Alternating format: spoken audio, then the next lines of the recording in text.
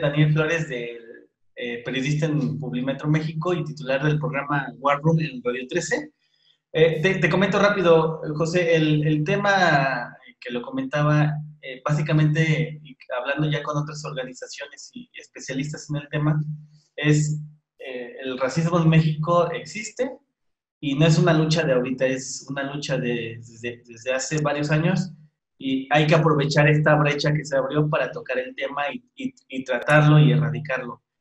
Entonces, me gustaría que me repitieras tu nombre y la organización, la fundación, el proyecto o la plataforma que diriges y pues el retrato de México o de los mexicanos en el tema de racismo. ¿Somos, no somos? ¿Qué tan arraigado está esta cuestión y qué tan invisibilizados están o estamos los mexicanos de tez morena?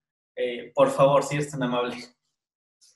Hola, ¿qué tal? Soy José Antonio Aguilar, soy director de Racismo MX, que es una plataforma para visibilizar y abrir la conversación sobre el racismo en México. Y en efecto, el racismo durante mucho tiempo fue invisibilizado en México por varias razones, ¿no? Desde que México fue independiente, pues hubo muchas guerras entre las poblaciones que quedaron en el territorio nacional, ¿no? Y se tuvo que construir esta idea de nación. Entonces, acompañada de esta idea de nación, venía la idea del mestizaje. Y el mestizaje, o sea, esta retórica, que no necesariamente era una realidad demográfica, lo que planteaba es que todos éramos iguales, escondiendo de alguna manera que había razas diferentes, o lo que se conoce como razas, porque las razas no existen, diferentes en el territorio nacional. Eso hizo que los mexicanos estuviéramos convencidos de que no existía el racismo en el país. Pero a últimas fechas el tema se ha abierto, se ha empezado a reconocer y es momento de empezar a revisar qué hicimos mal, qué hicimos bien y cómo poder desterrar el racismo de México. Claro. Oye, ¿qué significa tener la piel morena, tener un tez más, sí, obviamente más oscuro en México? No solamente en la Ciudad de México, donde existe pues esta burbuja de la urbanización, sino también en otros estados de la República, en donde también hay indígenas, hay otros sectores y la pobreza. También cuéntame un poquito más sobre eso, por favor. Sí, pues el mestizaje justamente planteaba que somos como la mezcla entre españoles e indígenas, pero era una retórica un poco engañosa porque no planteaba como una equidad entre las dos raíces, ¿no?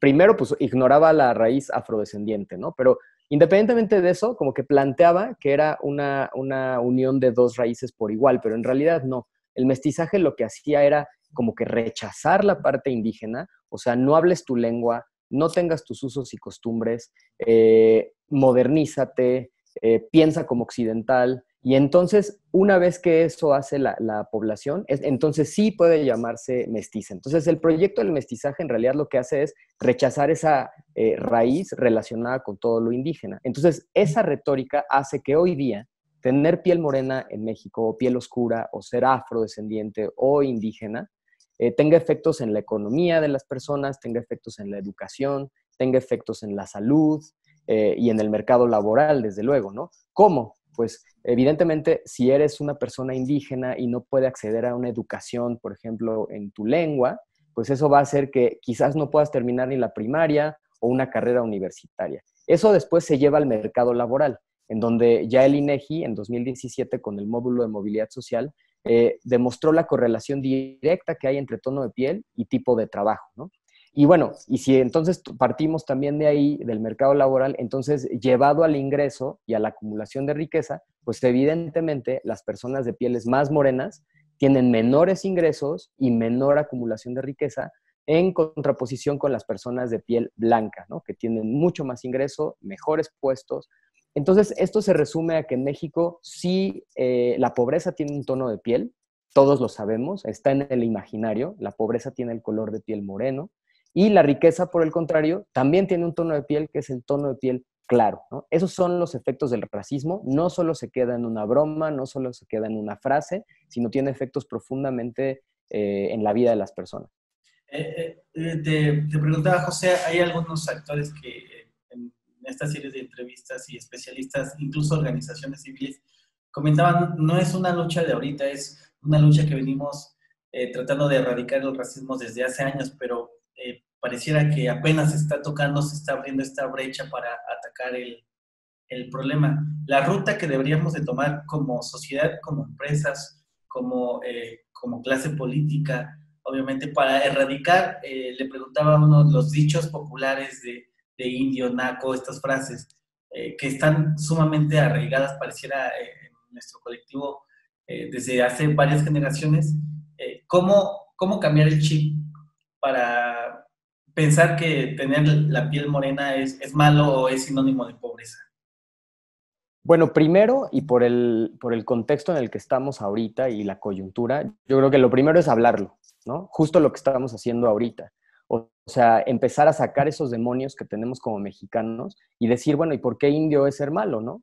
¿O qué significa la palabra naco, no? Porque también mucha gente dice, bueno, yo la uso para otra cosa, pero originalmente esa palabra tiene una connotación totalmente racista, ¿no? Entonces, ¿cómo hacerle? Hablarlo.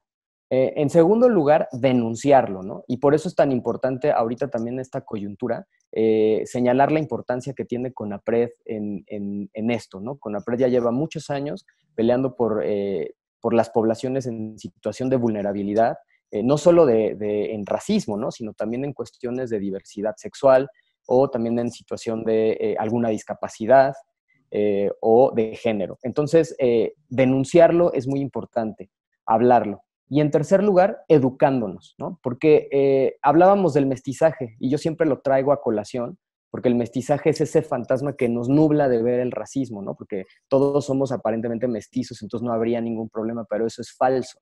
Entonces, deseducarnos de esa creencia, ¿no? Deseducarnos de que el mestizaje es nuestra identidad nacional. Y entonces tenemos que ver a México como un país pluricultural, con muchas poblaciones, con muchas dinámicas, y reconocer esa diferencia, pero buscando la igualdad. Eso es muy importante.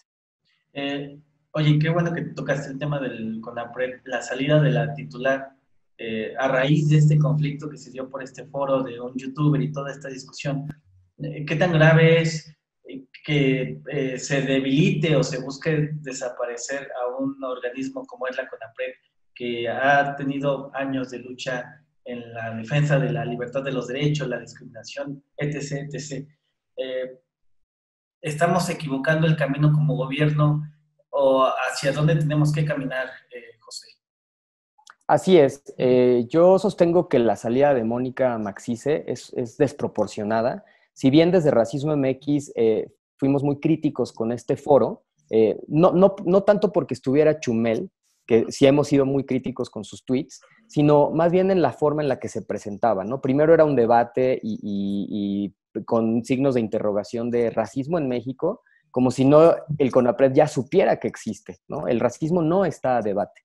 Pero independientemente de esa crítica que hicimos al foro, la respuesta o lo que vino después, las consecuencias, que tienen un tinte político a todas luces, desde nuestra perspectiva es desproporcionado. O sea, Mónica es una persona que tiene todas las credenciales para llevar esa institución, que como bien dices tú, pues tiene un largo historial de relación con las organizaciones de la sociedad civil para eliminar la discriminación. Entonces, sí estamos cerrando el camino. Yo creo que en lugar de eliminar a la CONAPRED, tenemos que fortalecerla, ¿no? La crítica que se le hace al CONAPRED es que no tenía las capacidades o las facultades suficientes. Bueno, pues es hora de dotarla de esas capacidades y de esos recursos. Entonces es fortalecerla, no desaparecerla.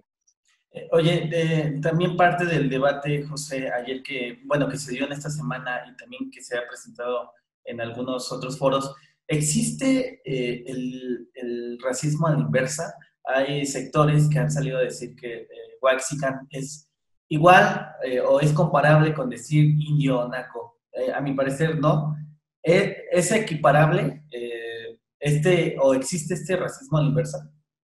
No, no existe. O sea, tenemos que entender que el racismo es un sistema de opresión. Es un poco como el sistema que oprime a las mujeres o que oprime a las disidencias sexuales. Es decir, es un sistema que es histórico y que es estructural Y obviamente, como valga la redundancia, es sistémico. Entonces, si lo vemos desde ese punto de vista, ¿por qué lo decimos? Porque no viene de ayer, no fue un capítulo o un momento, sino simplemente es una cosa que se repite en los años y los siglos, ¿no? O sea, en México el racismo como lo conocemos hoy está establecido desde la época de la conquista y la colonia, ¿no? Entonces, imagínate todo este tiempo.